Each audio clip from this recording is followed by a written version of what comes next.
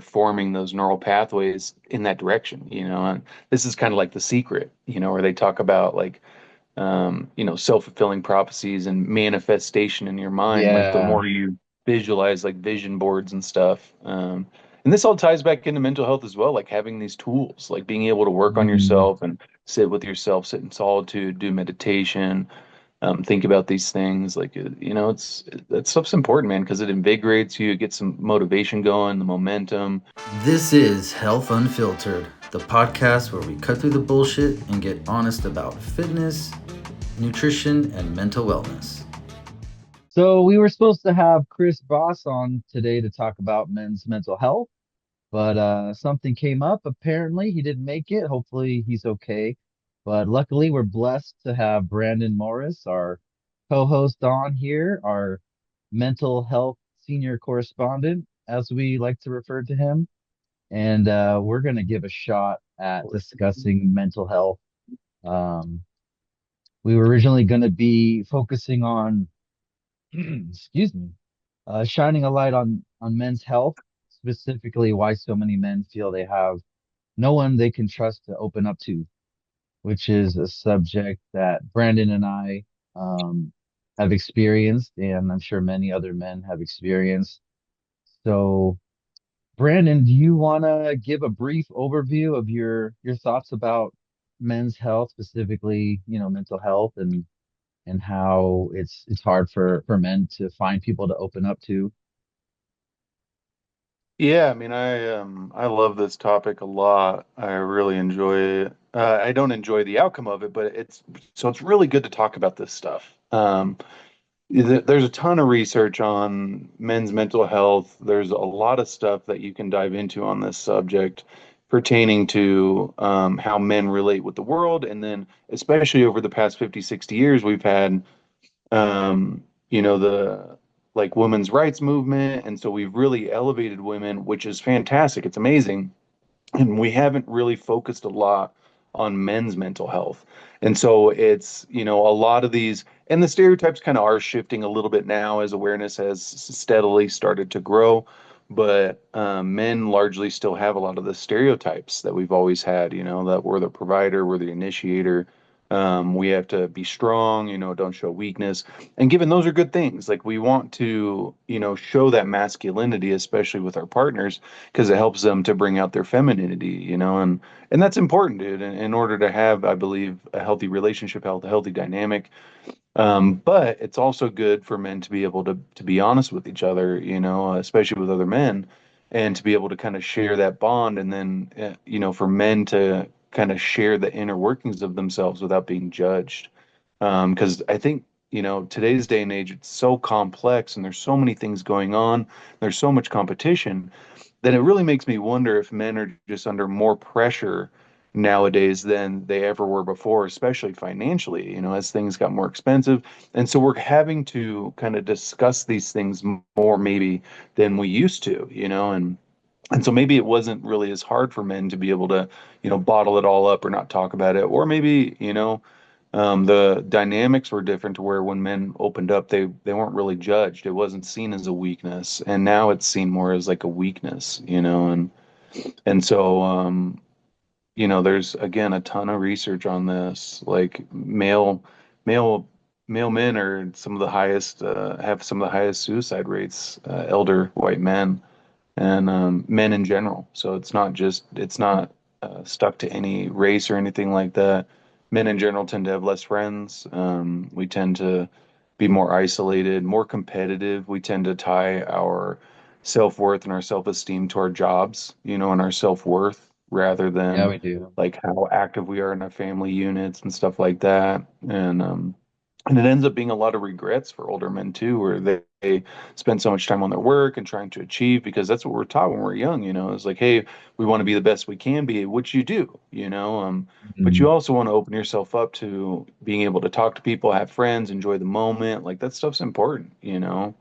Um, yeah, it was like what we were talking about before. Like they've done studies on happiness and how like the more friends you have is directly correlated with your overall longevity. Like they can predict how long of a life you're going to have based off of how many close friends you have, close friends, not just like acquaintances, like people that you enjoy their company, you talk about meaningful things, like having those sounding boards are so important, instead of just internalizing it.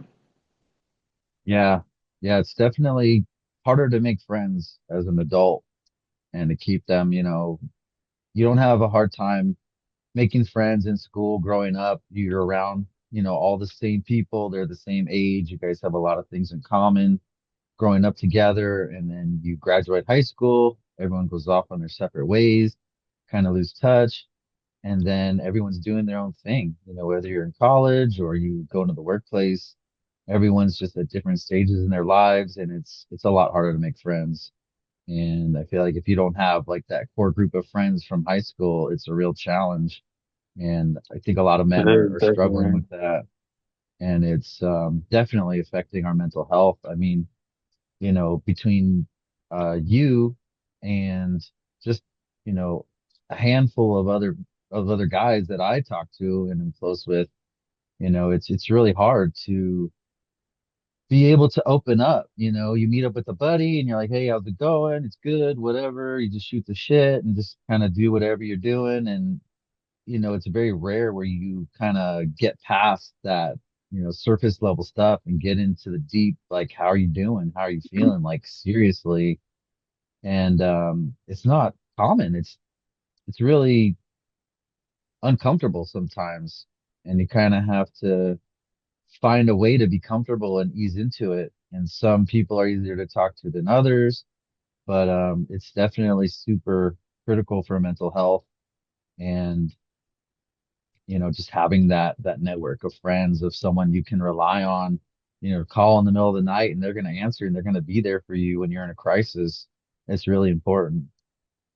And then personal development, and being able to talk about things. One of the things that I come across, and this is, normal throughout my life I've experienced, but you mentioned it's hard to get into those real deep conversations. And men were largely trained to not talk about that stuff, and so Yeah, even with friends that I would consider close friends, like if I were to ever talk to them about things that are super meaningful, whether or not they would empathize with that is unknown, a lot of hmm, times, and I think that's really the problem is men tend to, not want to talk about those things. And given, they've done research on this and they find that one of the key differences between men and women is men tend to be more like action based, like task based.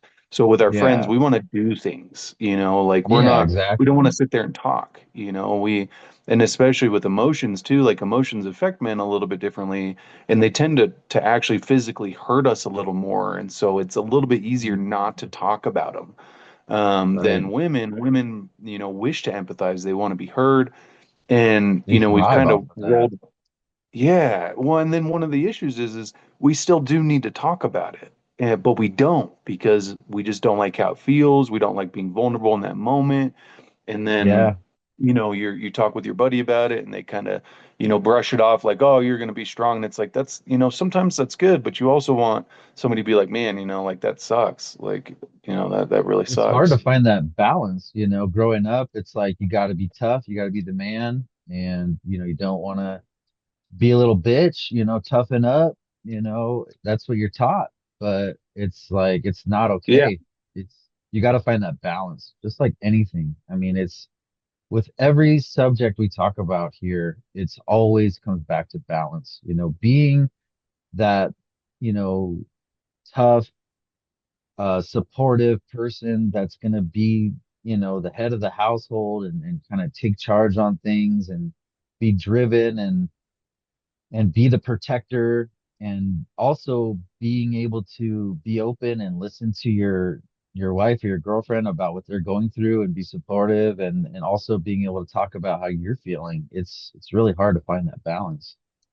It is, and in American culture, it's, I think, even more exemplified because, men a lot of times, and I've experienced this in my life where I'll open up to a partner and all of a sudden I face judgment and then I learned to just not open up about it, and then it kind of creates this feedback loop where I don't open up, she feels like I don't open up, and then, oh, he never talks to me, and anytime I do talk to her, I feel judged or criticized, and so it's like, all right, it's just kind of a lose-lose.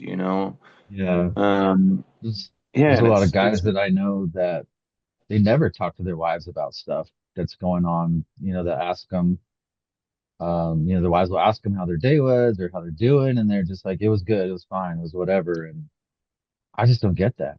I mean, from the beginning of my relationship with my wife, I've always been open and honest and just say it how it is. And I feel like that's one of the reasons why we're still together. We've been together for 15 years, we've been married for 10 years. And it's like without that open, honest relationship, I don't know where we would be.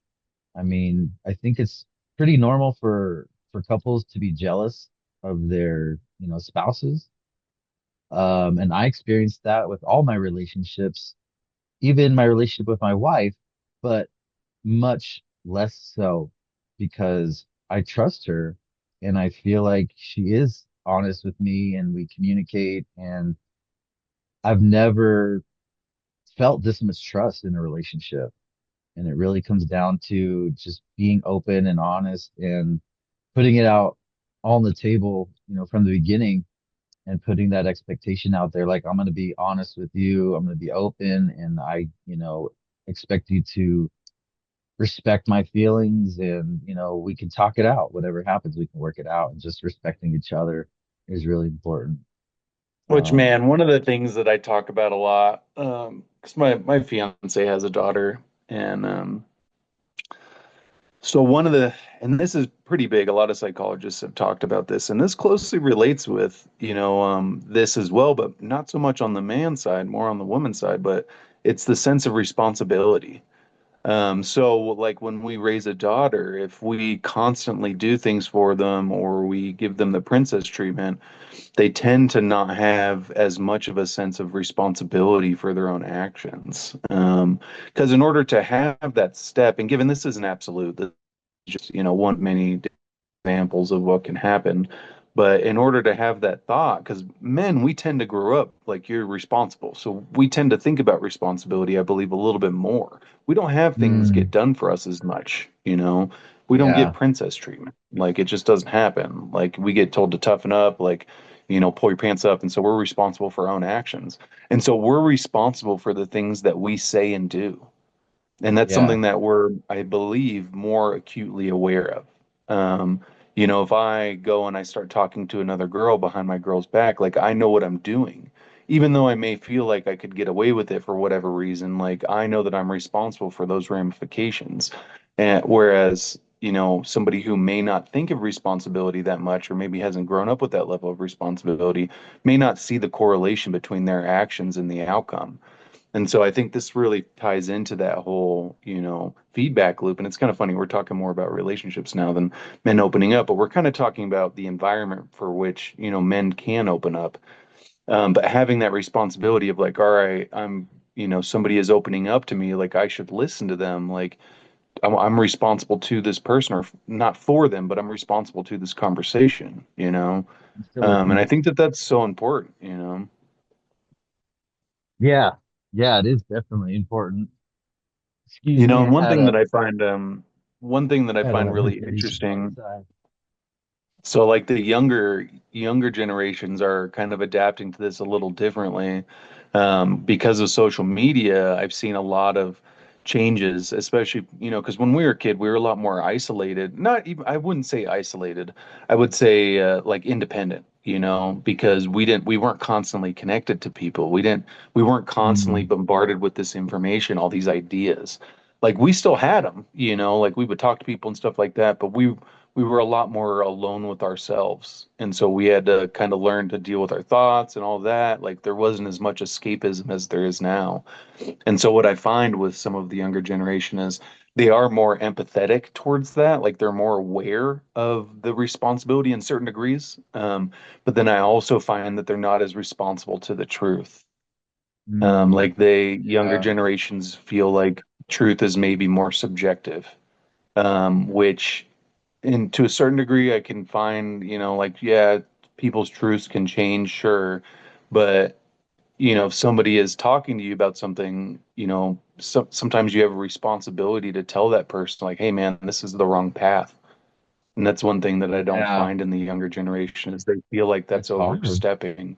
Like, oh, I can't tell them that. And Yeah, it's like, no, man, like if your friend is going towards a cliff, like tell them that they're going towards a cliff. it's your Like responsibility as just their listen friend. to me like, and that is tough. And then it's like in your mind, you're like, wow, they're making poor decisions, but you never tell them. It's like, no, man, like let them know. Like, Yeah. because that's also the side of it too, is like, yeah, you can learn to empathize and listen to people, which is great. People be heard, but you also need to learn to be tactful and like let them know, like, hey, man, like I think that this is what's going on. Mhm. Because providing that little piece of advice, whether warranted or not, sometimes it's not warranted.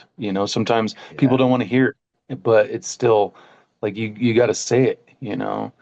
At least that's how I see it. I'm like, man, if I see somebody making poor decisions, you at least got to say something once. Yeah. After that, Yeah, it's like, all right, that's they don't want to listen, sure, but yeah, you did but your that all best. ties into You that said mental your health, piece. man. Yeah. Like if you have a friend that's over drinking, like drinking all the time, it's like, are you just gonna not say anything? Like, no, it's like you got to tell them, hey, man, I think I love you. I think you're great. I think you may be drinking too much. I think maybe if you trimmed back, like your life would be a lot better. Right? And And I think those are the things that may be missing a lot. if they can't take that advice, at least you said your piece and you can be okay with that. And maybe later they'll realize, oh shit, Brandon was right. I am drinking too much. I think I'm gonna slow down and, go back and thank him for being brave enough to tell me. Oh, they'll think about it. Yeah. Even if they don't do it right then, they'll think Yeah. about it. Yeah. Yeah. Like whether it's a week later, 2 weeks later, or years later, they're gonna be like, man, Mhm. somebody tried. And that's that caring a lot of times, because if you care about somebody, then you're gonna say something. And this is that harsh reality where, I have a bunch of buddies who are married and, it's like I watch their relationship dynamic and it honestly looks like they don't care as much about each other most of the time. That's something that I would never tell them because it's like, hey, that's not something that's okay to talk about. Like you guys need to figure it out on your own, unless they were to ask. Like if they were like, oh, like, but it's kind of sad because you had mentioned like the jealousy and the not trusting, and it really makes me think again to, our new environment with social media, how it's created this level of disconnection, but also expectation.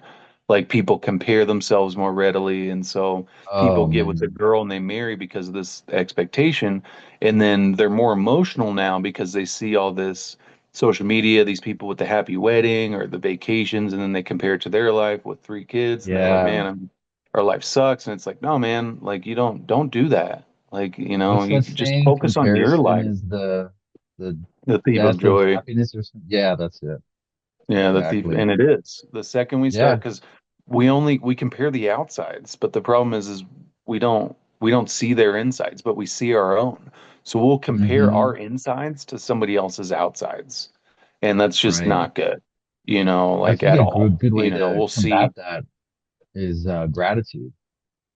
Oh, dude, yeah, Do gratitude's you have a huge. gratitude practice? You So fuck I around with actually, yeah. gratitude? So I try to list what I'm grateful for every day because I know how beneficial it is. There's actually an app that I got years ago, and it's really cool. They don't make it anymore, but I still have it on my phone, and so I'm like, all right, Yeah. I'll just keep this app. But it's a gratitude journal, and what it does is it Oh. has you list 3 things that you're grateful for every day. But it also has a lot of really cool other practices. Like it has this one like called the downward spiral or whatever. And what it does Hmm. is it has you imagine the worst case scenario.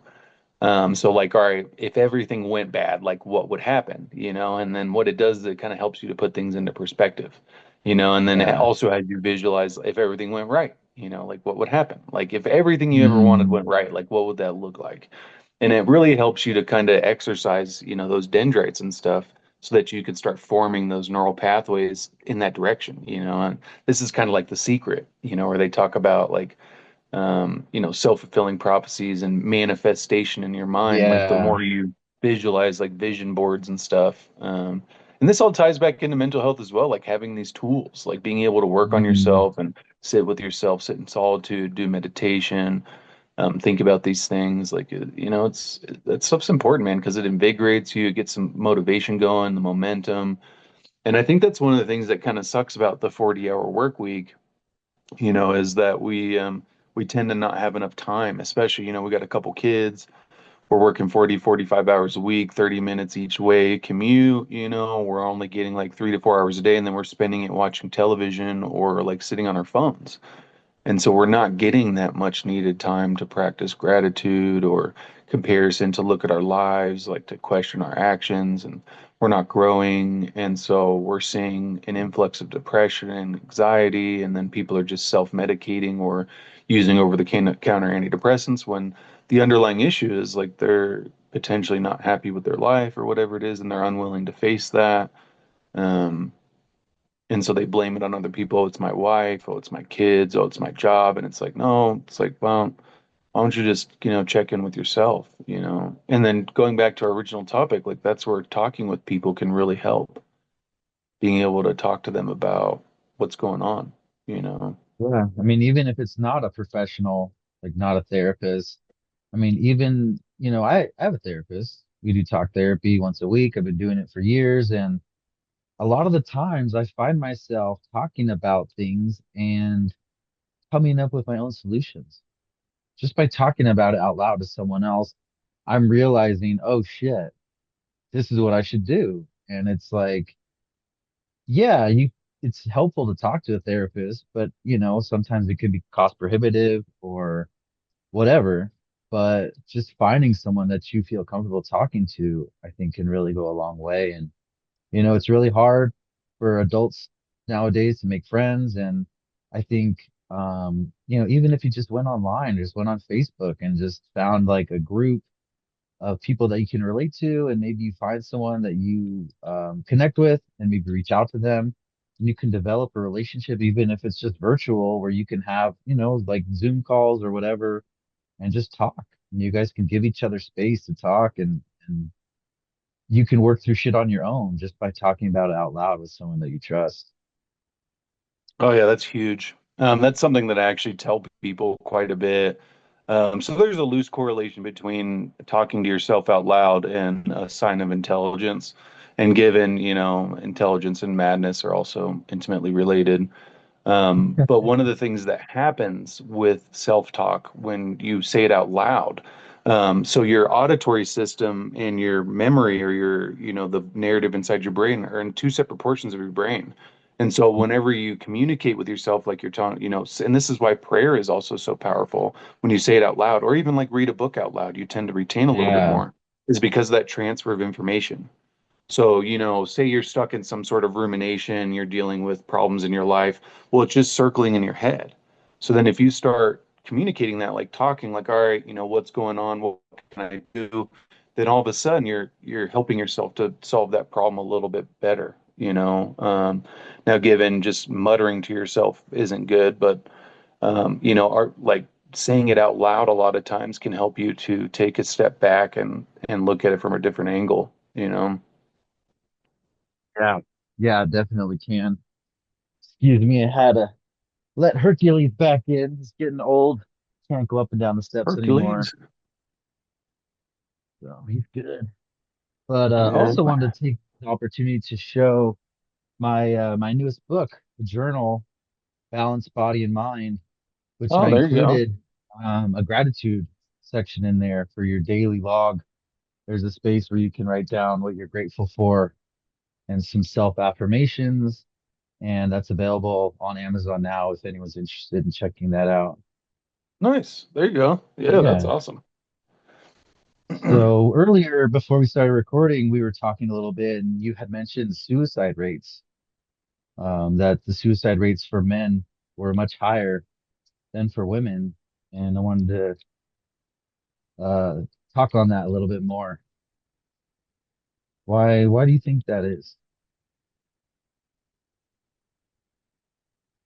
So I mean, there's a lot of, so there's quite a bit of research into suicide. And it's so there was one guy, I don't even, he might still be living.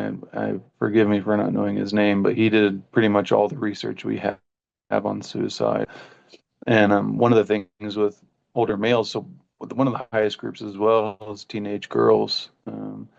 And older males is one of the second, if not the top. But they're kind of closely related. So men typically, when we retire, because we attach so much of our self-esteem and self-worth to our position, especially if we do rise up like management, CEO, whatever it is, we tend to feel good because of our position. And so when we retire, we lose all that. And especially, if we allow ourselves to put all of our worth into our job, then all of a sudden afterwards, we don't really have anything. But then it's Yeah. also that friend group. So they end up being lonely. They don't have people that they're around. We end up just having friends at work. And so, maybe after work, you go grab a beer or whatever. So when you lose that, you tend to kind of spiral out a little bit. And what's interesting is they actually find that having a dog, can help battle that a lot. So like dogs give you unconditional love, which can really help to kind of satiate that desire for, a companion, Hmm. But then also men, I mean, the men don't typically live as long. So like if we do carry friends, a lot of times our friends will die if we're the survivor. And so like I'm seeing that with my uncle. So like one of my uncles is, he's not super old yet. He's like in his 60s, but he's getting up there, and he every time I see him, he talks about how he's had to bury like most of his friends already, and it's just Wow. kind of saddening for him. Yeah, well, I mean, because stuff happens, especially like we talk a lot about food, and our food supply in America is just kills us. Even our vegetables, all of the packaged foods, like there's just so many chemicals in it, like everything that we eat, and it just destroys our bodies. Which kind of really like goes into that in older age, like longevity and all that. But yeah, it's really sad, and there's a lot of things that we could do about it. I think the big thing is to try to protect yourself against finding your identity in your work. So like we want to try to find our identity in ourselves, what we do, our hobbies and stuff like that, rather than just work. Because if it's just work, then we're setting ourselves up for a lot of problems. Mhm. You got to find that Yeah. work-life balance. And Yeah, and find your identity in like hanging out with your kids, like being a good parent or like being a good friend, or even like hobbies, being a good racquetball player, and given some of those may disappear too. It's like if you're running all the time, like there may come a day when you can't run anymore. And so that could be huge too. It's like try to do other things, become good at golf or whatever. And that's one of the things I try to think of a lot too. So like they've done studies on socioeconomic status and happiness, and they tried to find a correlation between having more money and being happier. And it was kind of a loose correlation. It wasn't really conclusive. But what they did find was that people with a higher socioeconomic status did tend to be happier, but it wasn't because of the money. It was because they were busier. So like they had more hobbies, and so they actually mhm. found a pretty strong correlation with having less time and being happier. And it was because like when people were lazy and like sitting on the couch and all that, like they tended to feel worse about themselves. They didn't improve themselves, and so they weren't getting as much dopamine versus the person who's working 40 hours a week, like has kids, spend time, goes to hockey games or soccer games with their kids. Like they also have a hobby on the side, like Right. Maybe you whatever can go they golf do, with your buddies or they play something. golf. Yeah, they tend to be happier because they're staying more active, they're more purposeful Mm. in their life. There's a really cool book. I don't think I've ever talked to you about it before, but it was called Man's Search for Meaning by this guy Viktor Frankl. And Hmm. it's one of the few books that I've read multiple times, and it's really cool. So it's split into two, and it's all about finding meaning in our life, like where, because there's in every day that we have multiple choices in finding meaning. There's just an infinite list of things that we could do to find meaning. um, and the first half of the book is actually about his experience going through the Holocaust and how he was a Holocaust survivor, and he wrote his whole school of psychology, which is called logotherapy, based off of his experience going through like Auschwitz and Birkenau, and surviving.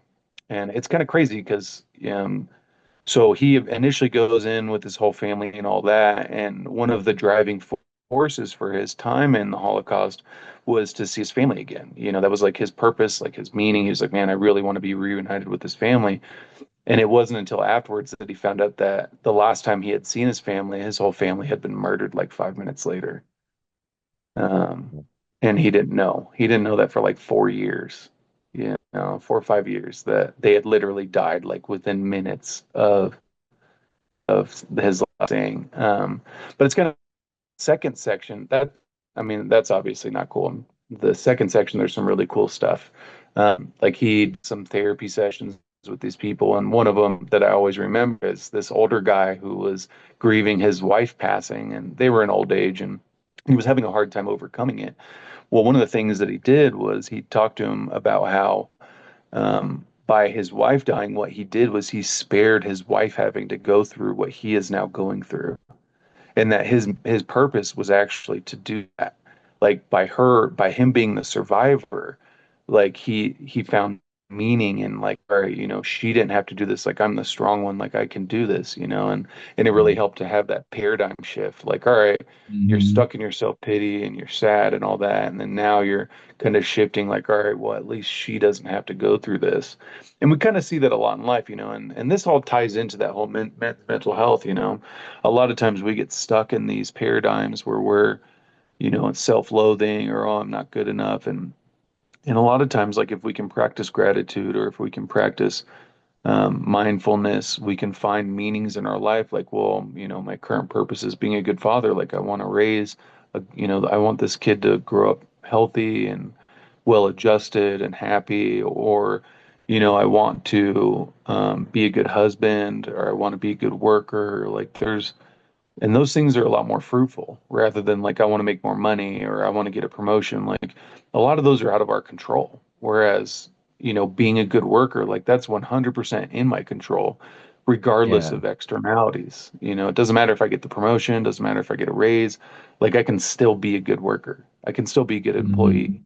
I can still be good, um, to myself, and those things are in our control. And then that's a lot of time, like, those are those goals that you can kind of check off, like, well, I feel good about myself today. Like, I did a good job, regardless of whatever anybody else said, you know. Yeah, I mean, finding purpose, I think, is critical for happiness and fulfillment, and especially when you retire. I mean, I think a lot of people think about retirement as you just get to sleep in, just chill, do whatever you want.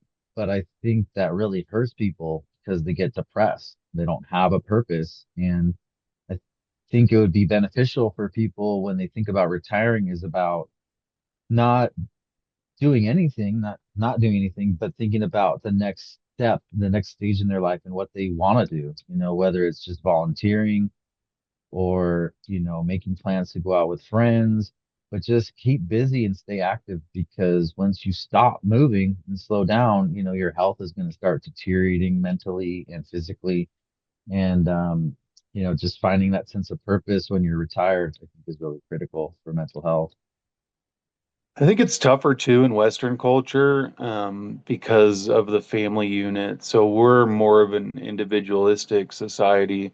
And so we tend to separate ourselves from our family. And, I Yeah. mean, even growing up, it's like you dream of moving out and all that.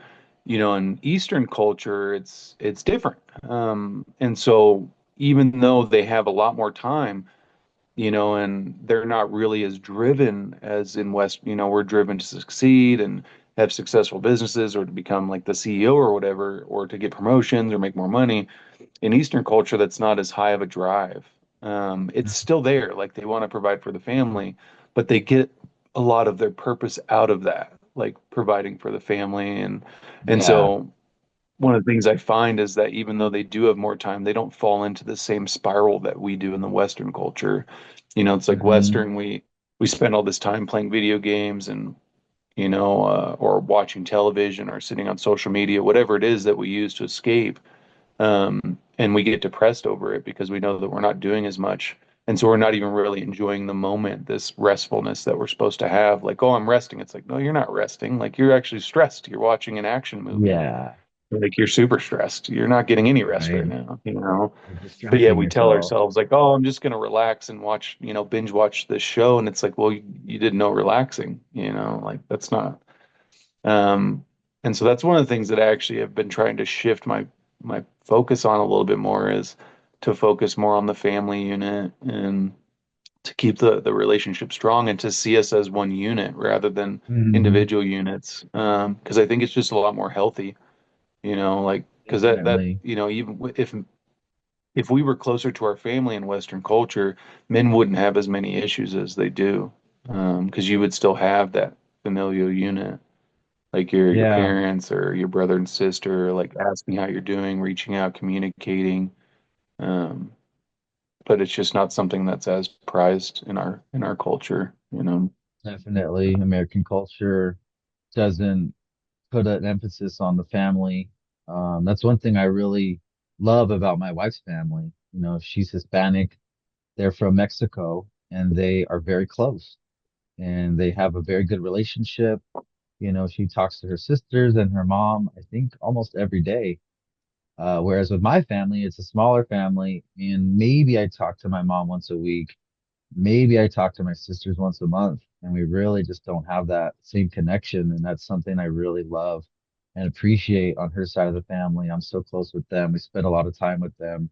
And, being close to family and spending a lot of time with them, I think is really important. Even though, the traditional Hispanic culture is Good. really, the machismo and really being like a tough guy.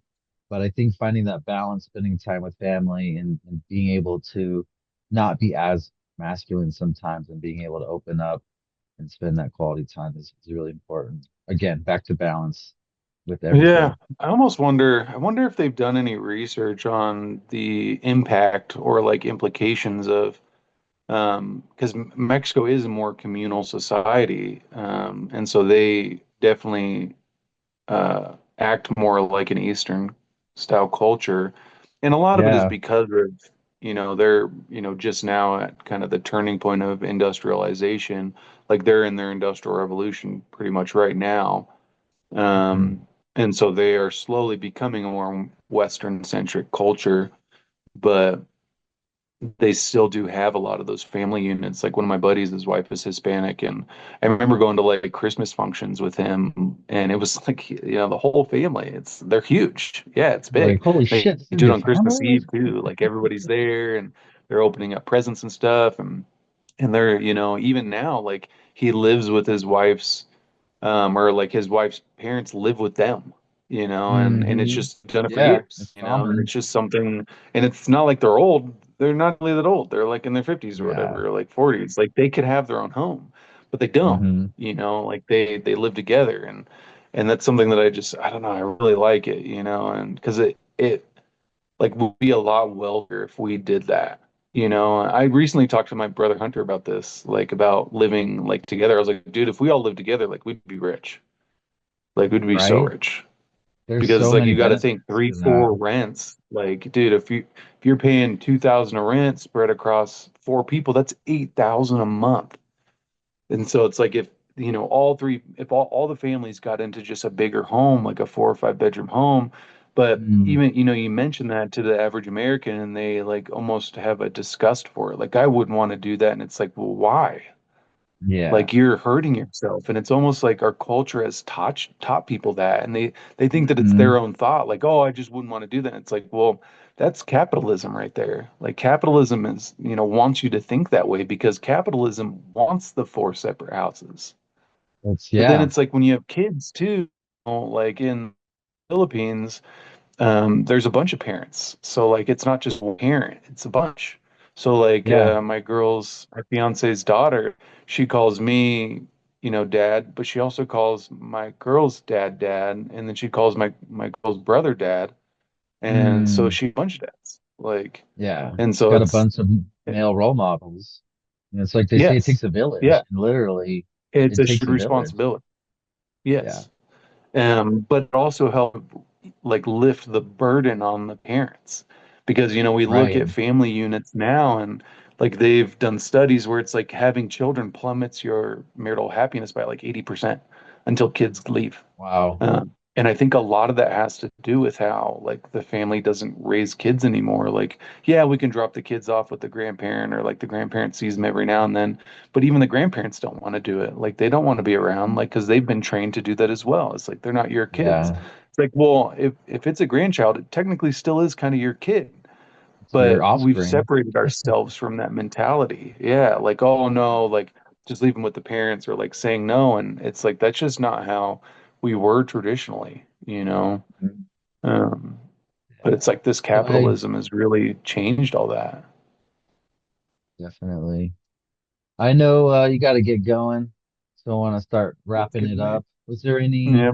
any other subjects you wanted to hit on before No, I we? think we really talked a lot. I felt like I definitely kind of rambled a little bit in different directions, but we touched a lot of bases. This Yeah, is a I good think topic, so I think this was raising great. awareness around any of this is good. Yeah, hopefully Chris is okay and we can get him on next time, Yeah, get yeah. Hopefully he's his all right. take on it. Um, so I'd like to play a game with you as we wrap up this episode. I'd like you to pick a number 1 through 3, and that'll determine a question for you to answer to end the episode. I'll do number one. Number one. The question number one is, what's the most rewarding thing you've ever done? Most rewarding thing. The first thing that comes to mind is getting sober, because I felt like that really paid dividends for years. You know, Hmm. yeah, that was like a really big implication in my life. It changed my whole life, when I was young. Um, Yeah. and it, even to this day, like, even though I do drink and do other things every now and then, it really helps me to keep that level of awareness, like to know, Hmm. like, this isn't something that I want to do again. And then it helps me with other people too. It helps me to kind of see, like, all right, because it's easy to get roped into it, and drinking is something that is really pushed in our culture by the alcohol industry. Um, but it's like drinking regularly is not good, you know, not good at all. Like it wreaks Hmm. so much havoc on your body. And it's literally just poison. Yeah. Um, but yet our society, like, most of my friends, like they drink regularly, sometimes if not every Hmm. day, like, and Yeah, it's given it might common. only be like one beer a day, but it's like, man, still like you're drinking poison every day. It's And like, going to yeah, you impact feel your good, health, but recovery, oh, dude, it's a all huge that. impact. Yeah. Yeah. So that's probably the biggest thing. Yeah.